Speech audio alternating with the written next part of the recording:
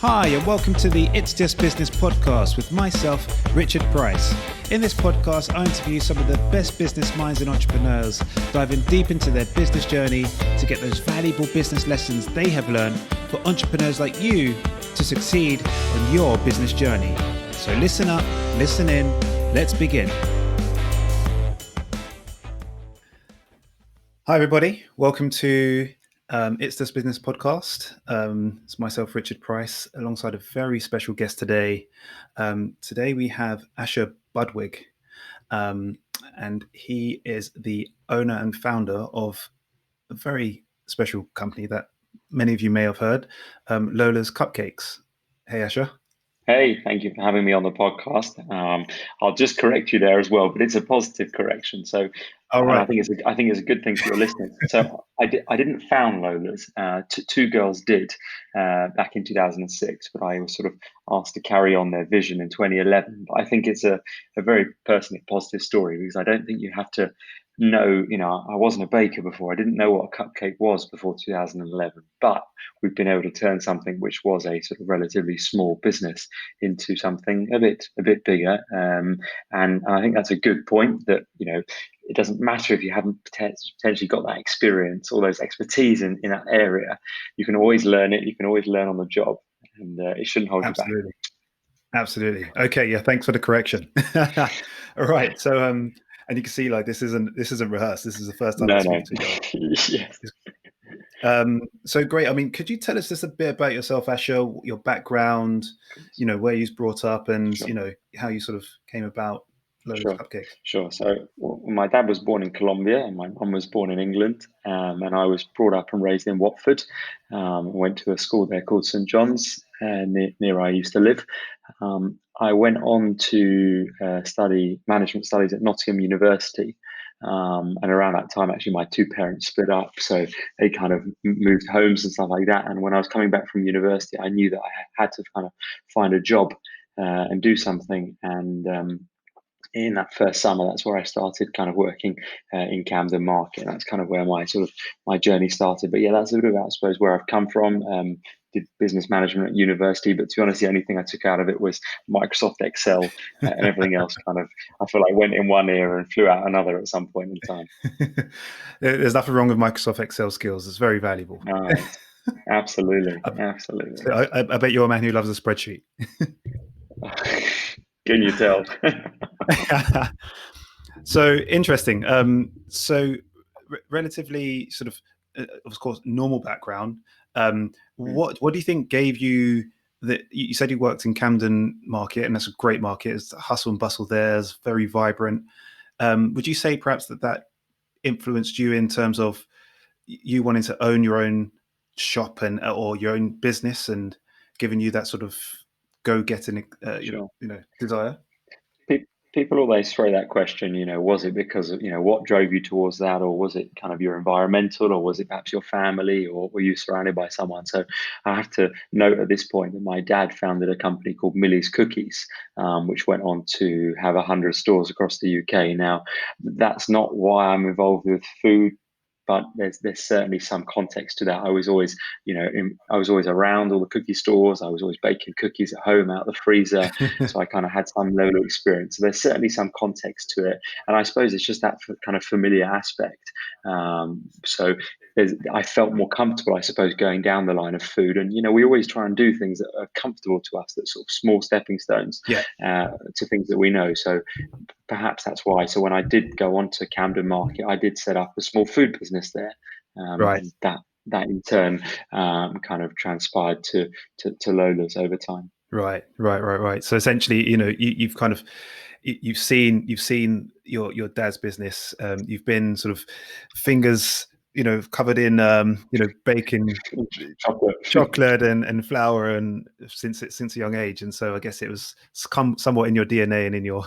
So you mentioned that you met these two lovely ladies in 2011 or maybe before. 11. Yeah. How did that come about? Was you looking for something? Was it sort of haphazard and happenstance, should I say? To be honest, not. I went to university, came out of university, and just needed a job. So I was introduced to someone and helped them open some coffee shops in London. They had three coffee shops. They were trying to be Starbucks, and they were the sort of Starbucks of South Africa. So I was just doing that, and I was 3 months in, and then my dad sort of said, "Hey, listen, I've heard that this sort of this business is, let's say, available, and the two founders are kind of looking to slowly move on at some point, would be interested in doing it together."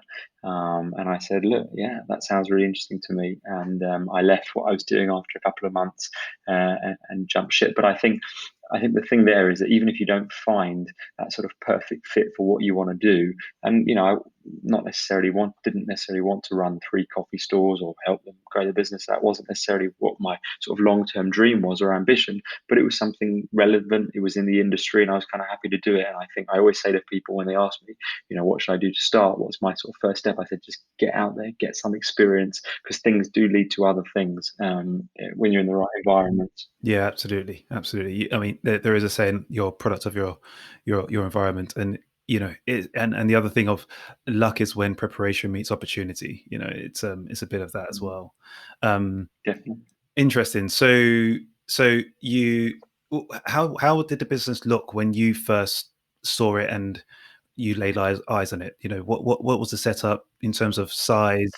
Great question. So the two girls had this very small bakery in Primrose Hill. It was in kind of one of the workshops there, and it had a very small office in what I would classify as close to a dungeon downstairs. It was actually shared with a clothing business that was operating at the time. So kind of half of the office was like all these racks of clothes, and the other half was a few guests. And there was about six people between customer service, accounts, kind of sales and logistics and all that kind of stuff. And then you'd kind of walk outside and up the stairs, and above would be the bakery, and it'd be a single unit bakery, about three or four bakers, and all the product that we had three stores at the time: Selfridges, Mayfair, and Topshop, and all the product was being made there, and then it was being sort of literally chauffeured out to the stores 3 times a day. So there'd be kind of deliveries 3 times a day to the shops, and yeah, it was a really small business. But listen, to be honest, for me, it was kind of the first, let's say, serious business that I was involved with. So Yeah. I was like, wow, I was like, this is pretty cool. Every day these guys have got orders, and they had about 2 million of turnover at the time. So Wow. it was as good a business as any at that point. But it was very, very small. It had a very, very small team, and I take all the phone calls. So we were in a kind of residential area in Primrose Hill, and there was this neighbour who'd call me at 3 o'clock in the morning and say, "Tell your bakers to stop. Tell them to stop." And I'd be like, "Listen, we need product for tomorrow morning." So I'm not really sure what I can do at this point. I mean, I'm sorry, the mixers are making a noise, but anyway. So we needed to obviously move from those premises in time. But when I joined, it was a very, very small business, but well run and nicely organised, and good. So and I take it the two founding ladies, did you make a proposition within a short period of time of you becoming this, familiar with the business, or how did that sort of transition Yeah, transpire? sure. That's a good question. Yeah, it was pretty quick. We knew what they were sort of after for in terms of the business, and then we quickly tried to establish what the business would need to sort of make it go forward. And it was at that point that we found an investor who's still our investor to help us. So we didn't have the money to buy the business, as most people don't have. But I suppose what we brought to the table was the skills and hopefully the experience and the knowledge and the ambition to want to do something with the business, and said to an investor, "Listen, this is the business that we've found." My mum happened to be working for that individual at the time, and really support us. So again, people that sort of see an interesting business, a small business, don't necessarily think, "Wow, I'm just never going to be able to do that because I don't have the money." If you've got the right skills and the right appetite and the willingness to do something, someone might support you and back you, and often they might, often they. No, absolutely. And I guess given that the business was, in some key locations, right? I mean, you said in Selfridges, in Fortnum Masons. Yeah, we were in Selfridges, we were in Topshop, we were in Harrods, and we were in Mayfair. So we Right. had some really nice, really key locations, and the girls have done a fantastic job in kind of establishing that. And the hardest bit is definitely establishing yourself. Once you've got money coming in, and once the wheels are turning, it's easier to grow those wheels, I think. Yeah, So no. yeah, they've done a good job. And how long had they been running before that time, 2011, before. Sure. So yes, they've been running for about 5 years. Right. So reasonable amount of time, Yeah. and we've now been in with the business for coming on 9 years now. Yeah. So we've almost about to double, kind of. So that's been some years. Yeah. Some gray hairs have come, well, for me anyway, at least in that time. For me, the hairs have gone, to be honest. Interesting. So, okay, so you took over the business. It's doing sort of it's pretty healthy in some Yeah. locations. What plans did you have? What was your strategy? What was your vision to bring it further? And could you walk us Sure. through that? Sure, of course. So they had these nice stores, and I think ultimately we thought, well, those could be in more places and more locations. So we started on the shopping centre expansion route, and we spoke to people like Brent Cross and Bluewater, some centres around London, prime locations in the UK, and said, look, we've got this great brand, and they'd heard of the brand, and we started opening stores there. Now we made some mistakes, as every entrepreneurs or as all entrepreneurs do, Of course. and we opened big stores that we had big overhead, a lot of money to fit them out, and those stores were mistakes in Mm. some respects. We learned a lot. We learned a lot through those mistakes. We didn't waste them. So our initial thing was to open some stores in shopping centres, Mm. which we did, and then we got very lucky with Transport for London, Mm. the underground network, who saw one of our very small format carts. So we kind of designed a sort of really small tabletop little kiosk, and they said, "Oh, we'd like one of those on the underground," and that was in 2013, I believe. And we've had carts with TFL now. Since then, so for over 6 years. So, initially shopping centres, then we moved into more transport locations, and from there we sort of moved into business districts like Canary Wharf. So we just kind of followed it and supported it. And once something's running, providing you nurture it and look after it properly, it will grow on its own, Mm. providing you're doing the right things. I think that's kind of very much to say about the business, and we've supported and grown the online side of things as well, in a big way. Mm. The girls had a website, thank goodness, when we took the business over, and we've developed that and grown that. And the web industry has obviously just taken off in ways no one could have ever imagined. Yeah. Maybe some people did, but yeah. I'd like to ask you about that in a moment. But the Sure. carts as well. I mean, I used to work in the city, and those carts are sort of ubiquitous. Like you see Mm, them everywhere.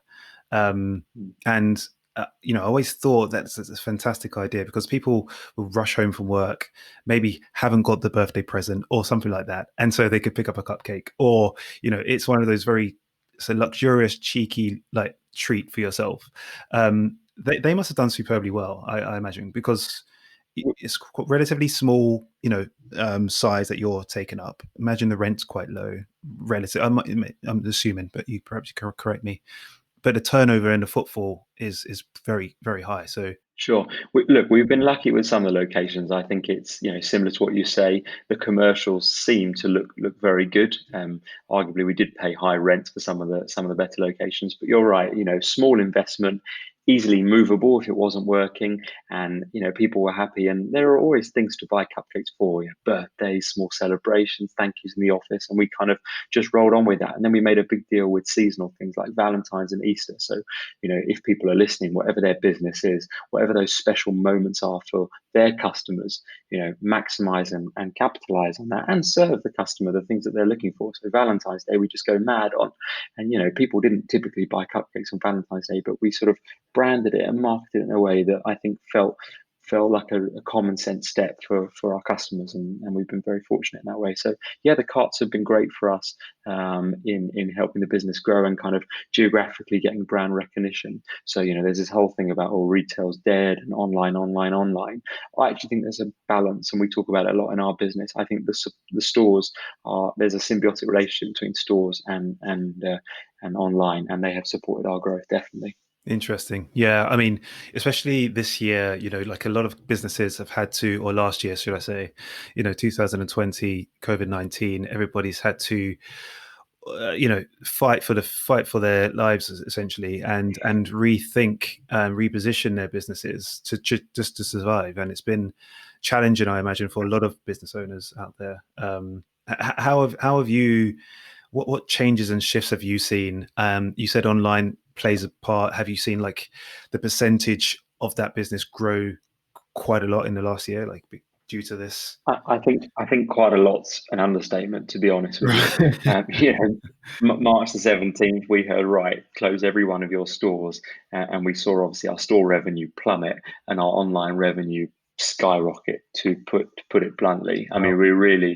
we really saw a surge in demand, and I think depending on the business, they either, and I think most businesses that had an online presence probably saw that, and they were either able to service that or they weren't. Mm, And at which point they either just turn off the orders or they leave it on. And we basically let that tap on, and we fought as a company. And actually, credit to a lot of the people that work with me. We fought for a number of weeks to ensure that we could support and sustain and deliver that to the same level that we were doing before. So our business was totally different for 3 months. We're an online only business. I didn't visit any of our retail stores, and I would often visit our retail stores a lot. And actually, it's continued to be, not to the same extent, but we're in another lockdown now, and our business is basically, it's kind of a seesaw between retail and online. And mm, if retail drops, the online picks up, and vice versa. mm, And we are so grateful to all our customers for that, because it allows us to continue doing what we're doing. And we've got about 290 employees. They all depend on mm, Lolas, us, me, call it as you will, mm. for rent, for food, and for that security and that feeling of kind of not worrying about things. And thanks to our customers for that. So, in answer to your question about what we did during the pandemic, we launched a grocery business, and I think we were one of the first. So I saw that supermarkets were kind of becoming a mess, and we had always bought our own fresh fruit and veg from markets ourselves. We have a fruit buyer that goes, and I thought, hold on a second, let's just put this online and see what happens. And actually, last year we did over £1 million in grocery sales, which is just nuts considering we're a cupcake and cake business. So Wow. I suppose, again, we tried to sort of help the customer understand why we were doing this. I think that was really important. We put out like a really nice video saying that this is great quality stuff and we can help. So we did that. So that was kind of, I suppose, the most major shift that we did. We did propose a new product, and that's still going. That business is still running and employing a nice team of people and kind of a hive of activity. And then we just supported all that. So we went from doing 150 deliveries a day to 1,700, 1,800. Those numbers maybe aren't great for some people, but I can assure you that is a lot of deliveries for a small company like us to do in any given day. Yeah. Yeah, no, that is super impressive, Asher. Yeah, absolutely. And it's interesting how you saw that you already get these produce. You saw that supermarkets are kind of heaving and sort of imploding almost, and you can Mm, quickly spin up this offering, given that you have the platform already and the traffic, to then yeah. take advantage. And it's not even taking advantage; you're actually helping customers source good quality products that they're looking for. To be honest, we helped all our staff. I mean, even me. I mean, I still buy my food from Lola's now. So it was kind of, there were so many aspects to it, but we were kind of, I was like, well, certainly our employees don't have to worry, because we got this great in with all our fruit and veg and etc. And we bought. I mean, we weren't mad. I mean, we bought as much rice as we could buy, as much pasta as we could buy. I mean, it was a crazy couple of months. But as you said, luckily we had that traffic coming in. We had the platform to do it. So we were kind of very lucky to help. And look, customers were super, super pleased that they could do this. And we were offering like next day delivery, because that's kind of just how we operate, because Mm. people don't think too far ahead with celebrations sometimes. So that really stood us out. So yeah, very lucky. Nice, nice. And just remind me, how many locations do you have in the UK today? Sure. So it's an interesting question. Well, we had about 26.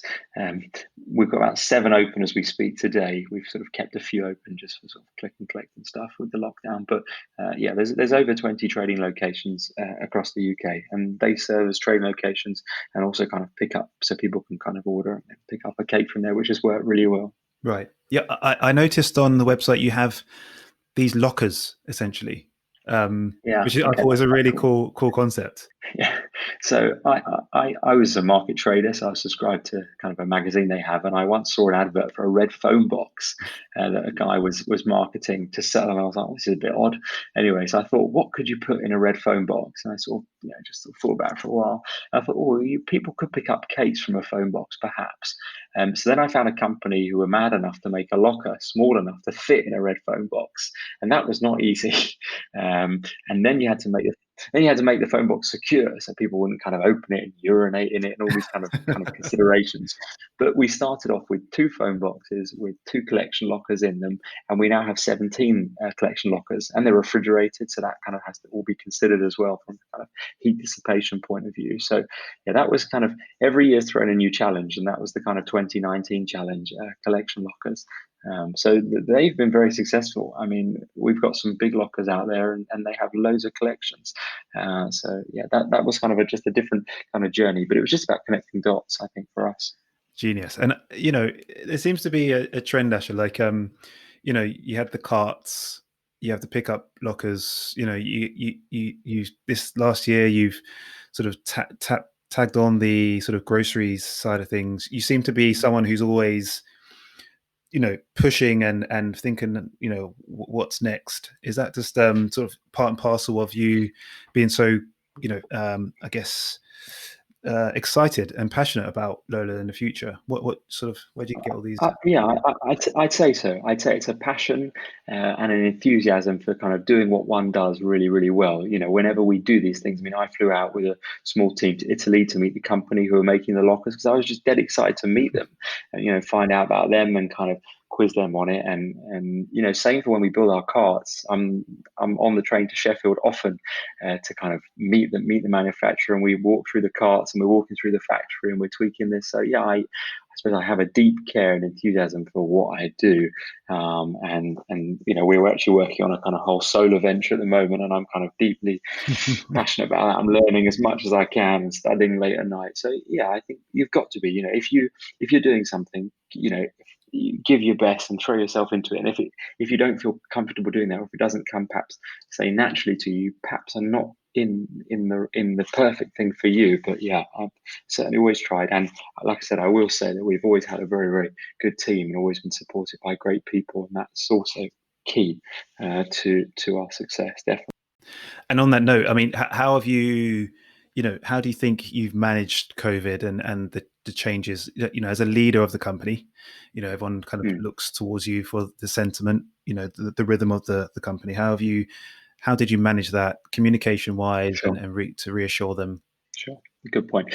So we I actually set up like a kind of a board or a kind of company hub, call it what you will. It was a Dropbox paper. It wasn't elaborate, and I would literally put out new pieces of information. It started kind of daily. I mean, I would literally update it daily with information and send it out to all our teams. And it might have been kind of what to do if you're isolating, or it might have been, listen, if you've got kids, or it might have been, this is kind of a live job board. And I was kind of just sharing, hey, we've launched groceries.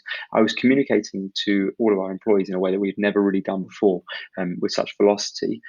So I think that was key. And I think a lot of people appreciated that because they had some sense of confidence of knowing what was around the corner. So I think, yeah, I mean, ultimately that was how we did it.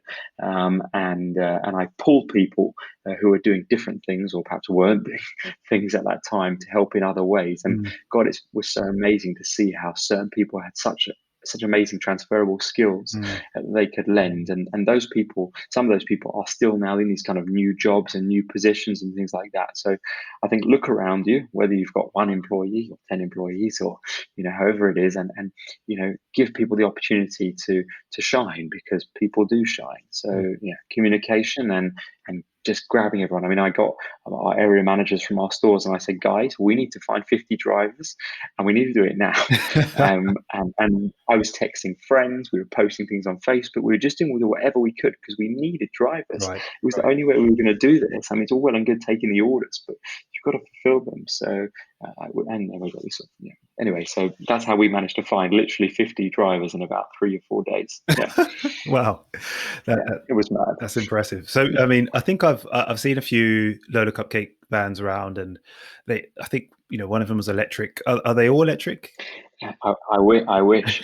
4 of them are. So we're getting on like 25% of the fleet now, and it's simply because I have a financial responsibility to the company as well. And I could have gone and spent 80 grand on a lovely electric van, but it just doesn't make commercial sense. But 4 are, and I've ordered 2 more actually that are coming in a couple of weeks' time. We're actually decking them out with solar panels on the roof. So nice. that was actually our start into sustainability. And obviously, there's so much that's happened in the last 2 years when it comes to sustainability. And I think every company should be thinking about it in some way or form. But yeah, we've got EV vans. Our drivers love them. If you imagine if you're in a van for 8 hours every day, Mm. having this engine and this clutch just going at you, it can be tough. An electric van's quiet, there's no noise, it's calm, it's just a better place to be. It's like meditation. It's not quite meditation, but it's some way there. So yeah, we've got more on order, and I can't wait to make the rest of the fleet like that, because they're just better Yeah. in every way. Yeah, absolutely. And I think, the world seems to be going that direction in terms of sustainability, being more aware of, emissions and all this kind of stuff. So yeah, absolutely, it's the way to go. The writing's on the wall. I mean, David Attenborough couldn't shout any louder if he tried. So, if you haven't watch him, because he knows a thing or two after 90 odd years. And for me, we knew that our customers also care about these kind of things. Mm, So I think it's about trying to lead the way as well, and however companies can do what they can to be more respectful of the environment. absolutely. I noticed that you have 2 stores apparently in Japan. Is that right? That's true. Yeah, yeah, How did yeah. that work and happen? We get lots of people saying, "Hey, I'd love to have a Lola shop." Often, if they're in the UK, we generally say, "Listen, we try and do as much of it ourselves."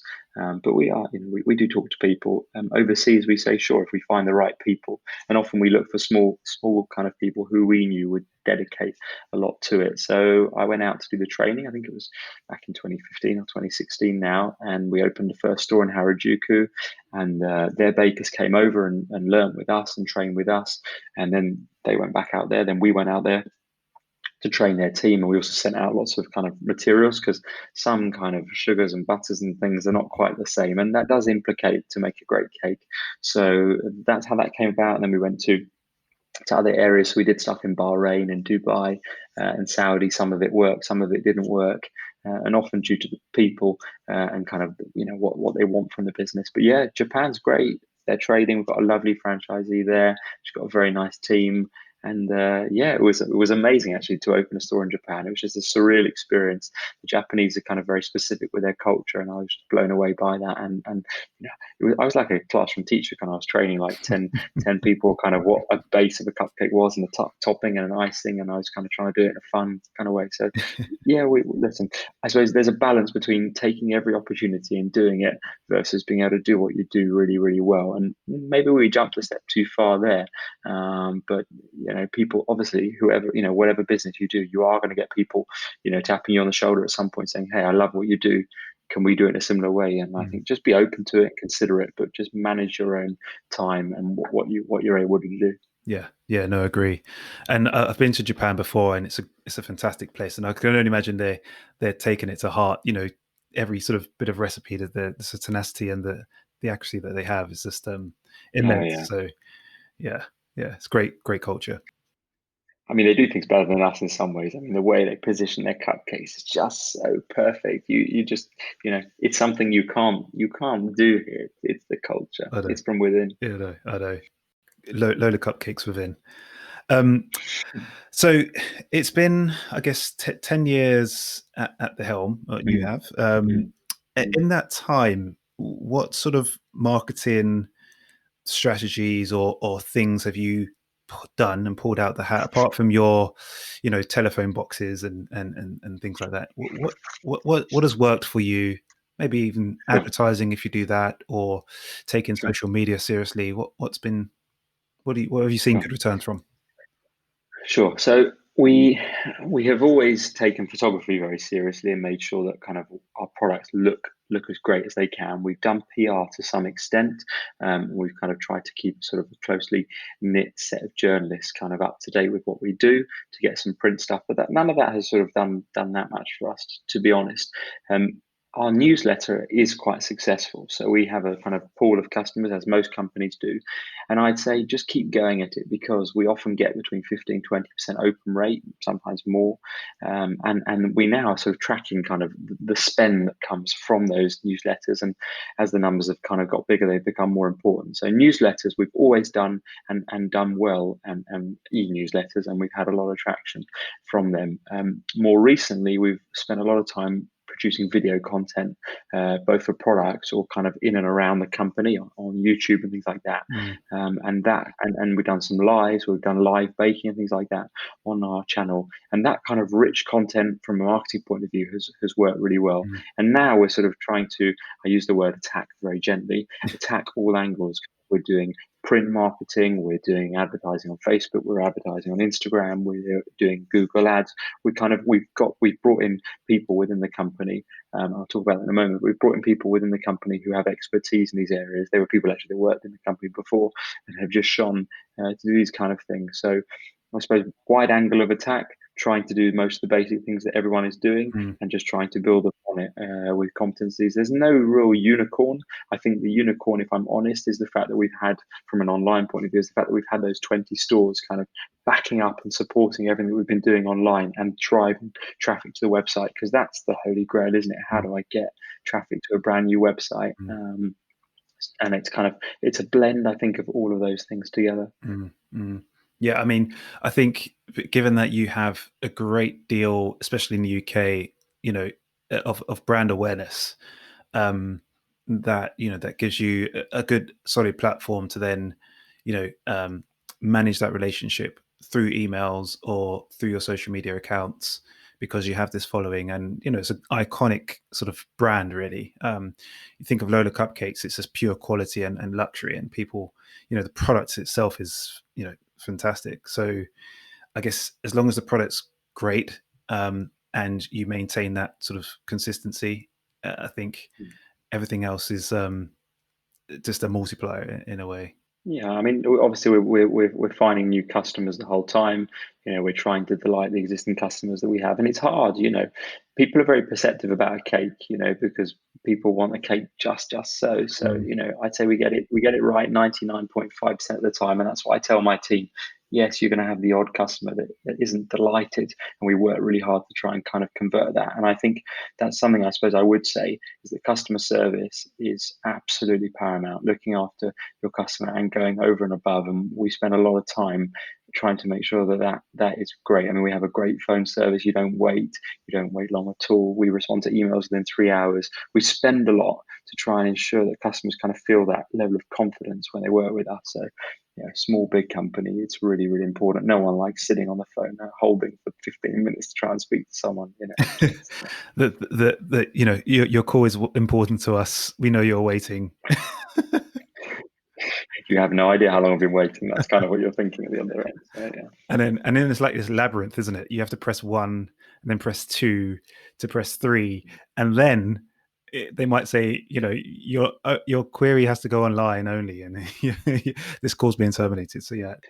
I suppose what's really stunned me in a really kind of positive way is that sometimes we would get a negative review from someone on Trustpilot. And we've been using Trustpilot for a number of years, and I'd recommend it to any new business. You don't have to use Trustpilot. You can use any kind of review platform, but you use one and start now, because you're just going to be building upon that asset. But we'd had like bad reviews, and then actually people would come in and update the review and be like, Lola's has got in touch, they've resolved it, we've done this and this. And I'd be like, wow, someone has taken the time to like stop whatever they were doing, go onto their computer and rewrite that review because they care that much. And God, we appreciate, I mean, we appreciate that a lot. But wow, it stuns me how people, okay, they've had a bad experience, we fixed it, okay, and they might come back, they might not. But the fact that they decided to publicly say, hey, this was actually so much better and dealt with properly, wow, we must have done something well there. And that to me is remarkable. It's kind of even of human nature, the fact that someone wants to be that kind to a company and change. So yeah, use reviews. Yeah, I'm a huge advocate of reviews, and I think I look on your Trustpilot, and you've got a 4.7 out of 5, which is excellent. But it also goes to the fact that you know you say you go above and beyond, like it's having that human touch.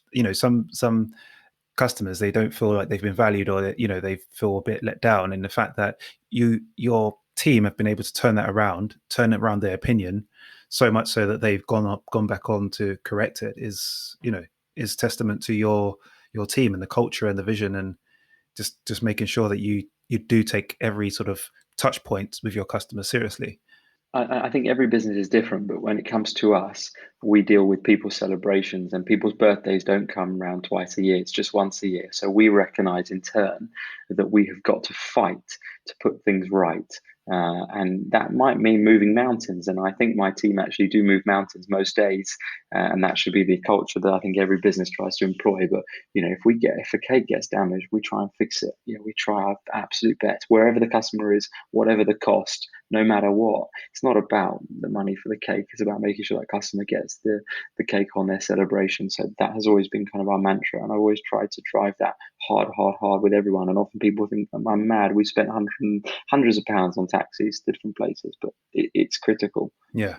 I think, if you have a long-term vision for the company, then yeah, absolutely. Because, those bad reviews, people might pick up on them, and, it could be a snowball. But if you try to sort of avoid Absolutely. those, mitigate those where possible, you're keeping that customer for a longer period of time. So, you're going to be a winner at the end of the day, end of the day of that approach.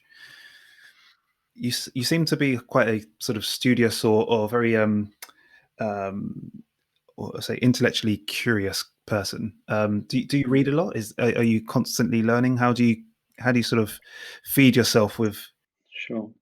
It's been, I suppose, it's been a kind of new chapter for me, and I touched on it before. And we're really trying to get into something more sustainable. So we're sort of solar and electrics and all these kind of things. So at the moment, I am reading a lot, and I'm doing lots of exams and things in that area. But actually, probably for the sort of past 6 or 7 years, not in any great level of detail. I don't study business books till the early hours of the morning. I don't listen to hundreds of videos of certain business people. I mean, I think you can learn a lot from meeting people and having conversations with people. And I think it's every conversation you can have is worthwhile having. But I'm not a bookworm. But more recently, I have started studying again, and I think I finally, after sort of 10 years out from university and school, realised that it can be quite interesting to pick up a book again and learn. Nothing like a good book. I mean, No, yeah. I mean, I guess as you're in the business, you are, I guess, doing the business, right? So there's no need for you to learn per se, business skills or how to market. You have a team, and you can employ the right people to execute these things. But I mean, do you sort of have any sort of a cohort of people or people that you sort of refer to and look for advice, or a mentor? Have you, or perhaps your dad in this case? But um, who do you sure. stay accountable to? Sure. I'll just add one book in. There is a book called The Way of the Shepherd, and it's a very interesting book. So Okay. I think when you spoke about sort of bettering oneself, I think with people management and I think leadership's kind of quite a key area. I think you can always be a better leader. You can be. You can always. It's such a broad kind of topic, leadership. So I suppose I have tried to focus a little bit on that. And there have been some books we've put that along the way. In answer to your question about kind of sounding board or kind of who do I talk to about things, well, as the company's grown, it's had a board, and a board is kind of quite important because I suppose it pushes me to be more professional in the way that I do things. So a board is kind of, you might have a chairman on the board, and we have who's someone that I soundboard off for ideas, and then we've got other members of the board as well. So they'll be the people that I'll be presenting our strategy to and presenting our results to each month, and they'll be asking me questions about the business and probing me. So whether it's your partner at night, or whether your friends or anyone, it's worth kind of just sharing what you're doing at the moment, so people can kind of be open and honest with you and evaluate and give you feedback. Because often when you're so focused in the business, you don't see all the ideas, and people do have people do see other things, and that's not to be ignored. I think it's super important to have a group of people, or a person to bounce ideas off, because you could get into this sort of, you can't see the wood between the trees, or Mm, or this myopic sort of vision that perhaps is the wrong way to go. So it's great you have a board. Are your board highly involved, or do they have their own businesses and they come once a month? What's the sort of makeup of your board? sure. Sure. So makeup of the board is kind of investors and or the investor, and then kind of supporting people around that. My dad is on the board as well. So a real mixture, and people that have had their own businesses in the past, or do have a smaller business interest now. So kind of a bit of a blend, but it's not a sort of highly active board. It's a slightly older board Mm. than me, that have kind of been involved in businesses for many years. So I think, much of their experience is great because they've got that sort of wealth of experience from sort of 20, 30, 40 years in businesses. So yeah, Mm. that's been useful. But that, as people's businesses grow, that will come. You'll find the right people to support you along the way, and people will want to be involved with you as that business develops. Yeah, absolutely. Um, and in terms of back to Lola Cupcakes, Mm. 2021, it's been a very tricky year last year, but you've given that you're in a fortunate position that you had this sort of online sort of distribution or platform to then distribute. What's your plan? We're still in lockdown over here. What's your plan to sort of your next 1 year or 3 year plan if you plan that far out? I don't know, or if you even You're, can. you're Your timing's good because I've actually, about half an hour before recording this podcast, sent our video strategy out to all 300 employees in the company. Nice. So So, just play the video. so let's play the video. No, so I should know it. So no, we recorded a 3-minute video, which is actually sort of a bit of an animation sharing with everyone in the company what our strategy is. And we actually don't normally do that in such detail, but I just felt that because we've all come together in the last year, I just want everyone to kind of share and see what we're trying to do this year. So I don't think any plan should be absolutely revolutionary, and I don't think it should come as a surprise to the people in the company. So I think the plan hopefully should reassure people that we are carrying on in the direction that we're going, and making kind of tweaks. So I mean, for example, we want to make sure there's less sugar in our product. So some of the plan should be about responding to customer feedback that you might have received in the previous year, because that should be a guiding star for any company. If many customers saying to you, hey, listen, we want cakes with less sugar, or hey, we want this or that. So I mean, to touch on our strategy, sustainability is one of the kind of 8 pillars of our strategy. I value that. I think that's critical. E-commerce is really important for us. We know that people are moving online.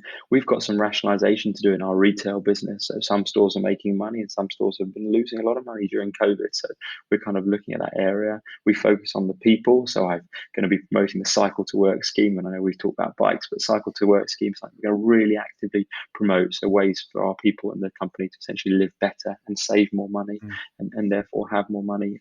Marketing is really important for us as well. And then I sort of just touched on our kind of ways that we're going to grow this year, kind of reaching new customers. And I suppose I could touch on something that might be of interest to your listeners, is that a couple of months ago we started this sort of celebrations team, and what we're doing is calling all our previous customers saying, how was your order, how did it go, and just starting that conversation. And we've got about a team of 6 or 7 people doing that part-time, full-time, and it's been remarkable. And we've made sales off the back of it, and we've had some beautiful conversations with customers, and some magic moments. So I would encourage people to do that, because it's very often the case that companies don't follow up with you and say, look, how was everything, and whether that's a month later or 6 months later or a year later. And I think that, it's called customer relationship. That relationship that you foster can last a lifetime if you get it right. So we're not ignoring it now, and I'm throwing a ton of money at it actually, but I believe in it. I believe that the relationship with our customer is so valuable,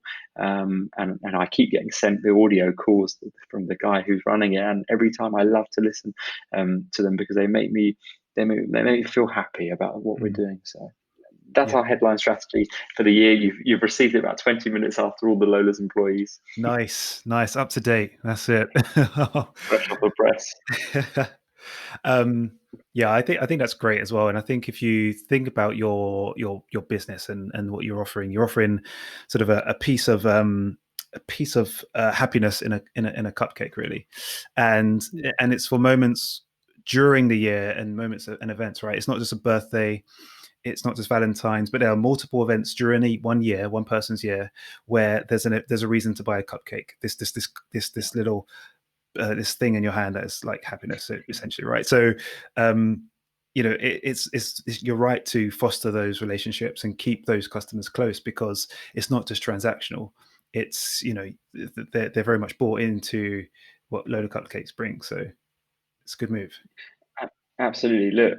With our business, we've got a relatively small price product. So as you said, it's about finding those opportunities during the year where we can kind of re-engage with customers. And it's very dependent, obviously, on the type of business. You might have a business where you're making a one-off sale to a customer and it's considerable, and you're never going to speak to them again because that's it. They bought whatever they need and they're gone. But today, more than ever, it's often that things do go wrong, or things over a period of time, be that months or years, people will need to go back, and therefore I think that relationship piece is key. Yeah, absolutely. Well, everyone, I think you've dropped so much value, Asher. I really appreciate it. Do you have any sort of last bits that you would like to kind of end the note with, and share some advice? And Sure. So I'd say throw yourself into an environment, even if it's not the environment that you want to be exactly in, to gain skills and experience and to start having conversations so you can perhaps get to where you want to be. Today, I'd love to be, huge in solar power and solar energy, but, I can't be, and not straight away. So I'm starting to learn and I'm starting to have conversations, and I'm starting somewhere with small kids products. So what I'd say is do what you want to do and get in any way you can, and have conversations with people, and just do as much as you can, and don't hold yourself back in that regard. Be yourself. Don't never try and be someone else. Kind of don't think, oh, I need to kind of take on this persona in this new role or in this job. Being yourself will always be best. Work hard. Obviously there's a balance to everything, but certainly in the earlier years you may have to work hard, but I don't think it will come as hard work when you're actually doing it, because you'll care and enjoy it so much. And I wish great success for anyone that has listened. And myself and Richard appreciate you listening to the podcast, and we just wish you the greatest success in whatever you're doing. And if you do have any questions, feel free to sort of find us and shout, and I'm sure we'll try and help along the way if we can. absolutely, Asher, I really appreciate your time. Thank you so much. It's been a pleasure. I wish you all the best for this year, and let's keep in touch. Hey everybody, it's Richard here. I hope you enjoyed the show as much as I did. I learned a ton from my conversation with Asher, especially from how he really goes above and beyond to build, grow, and maintain his customer loyalty. If you haven't subscribed already, please do, as it really helps support the show. And if you haven't followed us on Instagram, find us at It's Just Business HQ. I'm really looking forward to the next episode, so until then, keep pushing.